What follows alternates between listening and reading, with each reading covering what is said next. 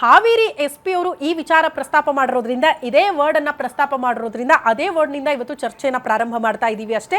ಹಂಗಂದ ಮಾತ್ರಕ್ಕೆ ಸೀರಿಯಲ್ಸ್ ವಿರೋಧಿಗಳು ಅಂತೂ ನಾವಲ್ಲ ಅಂತ. ಮ್ಯಾಮ್, ನೀವು ಹೇಳ್ತಾ ಇದ್ರಿ ಎಷ್ಟರ ಮಟ್ಟಿಗೆ ಅದು ಮನಸ್ಸುಗಳ ಮೇಲೆ ಪ್ರಭಾವ ಬೀರ್ತಾ ಇದೆ ಅಂತ. ಕನ್ಕ್ಲೂಡ್ ಮಾಡಿಬಿಡಿ, ನೆಕ್ಸ್ಟ್ ನಾನು ಹೋಗ್ತೀನಿ. ಖಂಡಿತ.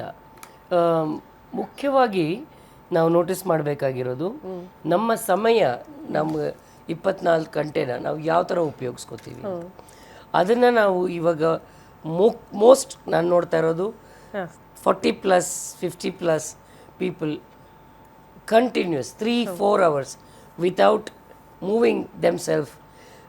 ಅವ್ರನ್ನ ಅವ್ರು ಮೂವ್ ಕೂಡ ಮಾಡೋದಿಲ್ಲ. ಸೋಫಾ ಮೇಲೆ ಕೂತಿದ್ರೆ ಕೂತೇ ಇರ್ತಾರೆ. ಸೊ ಅದು ಅವ್ರಿಗೆ ಕೌಚ್ ಪೊಟೆಟೋ ಥರ ಆಗ್ತಿದ್ದಾರೆ. ಪ್ಲಸ್ ಅವ್ರಿಗೆ ಆ್ಯಕ್ಟಿವಿಟಿ ಇಲ್ಲದೆ ಅವ್ರ ಲೈಫ್ ಸ್ಟೈಲ್ ಹಾಳಾಗ್ತಿದೆ.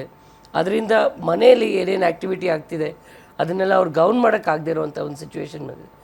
ಇದು ಖಂಡಿತ ತಪ್ಪು. ಆ್ಯಂಡ್ ಅದರಿಂದ ಅವ್ರ ಸ್ಲೀಪ್ ಡಿಸ್ಟರ್ಬೆನ್ಸ್ ಆಗುತ್ತೆ, ಅವ್ರ ಲೈಫ್ ಸೈಕಲ್ ಕಂಪ್ಲೀಟಾಗಿ ಕುಗ್ಗೋಗುತ್ತೆ. ಸೊ ಅವ್ರ ಜೀವನ ಶೈಲಿಯ ಮೇಲೆ ಅದು ಎಫೆಕ್ಟ್ ಆಗ್ತಾ ಇದೆ ಕೂತಲೇ ಕೂತ್ಕೊಳ್ಳೋದ್ರಿಂದ ಅಂತ. ಓಕೆ ಲಕ್ಷ್ಮೀ ಮೇಡಮ್, ನೀವು ಹೇಳ್ತಾ ಇದ್ರಿ, ನಾನು ಆರಂಭದಲ್ಲೇ ಅದನ್ನ ಹೇಳ್ಬಿಟ್ಟೆ, ಎಷ್ಟೋ ಮನೆಗಳಲ್ಲಿ ಸಾಯಂಕಾಲ ಆದರೆ ಸೀರಿಯಲ್ ಬರೋ ಹೊತ್ತಿಗೆ ಹೆಣ್ಣು ಮಕ್ಕಳು ಕೈಯಲ್ಲಿ ರಿಮೋಟ್ ಹಿಡ್ಕೊಂಡ್ರೆ ಗಂಡಂದ್ರು ಬಂದ್ರೋ ಹೋದ್ರಾ ಗೊತ್ತಿಲ್ಲ, ಅಡುಗೆ ಮಾಡಿದ್ರಾ ಇಲ್ಲ ಗೊತ್ತಿಲ್ಲ, ಮಕ್ಕಳು ತಿಂದ್ರಾ ಇಲ್ವಾ ಗೊತ್ತಿಲ್ಲ, ಹೋಮ್ವರ್ಕ್ ಮಾಡಿದ್ರಾ ಇಲ್ವಾ ಗೊತ್ತಿಲ್ಲ, ರಿಮೋಟ್ ಕೊಡಿ ಅಂದರೆ ದೊಡ್ಡ ಯುದ್ಧ ನಡೆದು ಹೋಗುತ್ತೆ ಮನೆಯಲ್ಲಿ ಅಂತ.